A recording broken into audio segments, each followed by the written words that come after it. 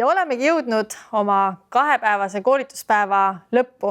Aitäh kõigile, kes meiega selle teekonna kaasa tegid ning oma küsimusi ja mõtteid meile juba saatnud on. Tuletan meelde, et meie videosid on võimalik järgi vaadata YouTube'i keskkonnas juba täna õhtul ning saate neid jagada ka teiste kolleegidega, kes on huvi tundnud, et millega te viimased 2 päeva tegelenud olete. Ja YouTube'i keskkonnas on võimalik neid videosid ka pausile panna, et vajadusel lasta mõttel settida ning võib-olla ka mõnda ülesannet kohe siis ka järgi katsetada.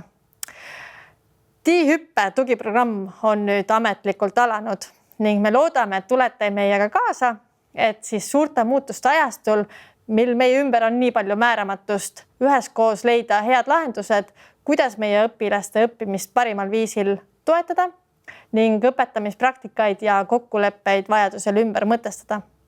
Aitäh kõigile, kes vaatasid ja ilusat õppeaasta algust!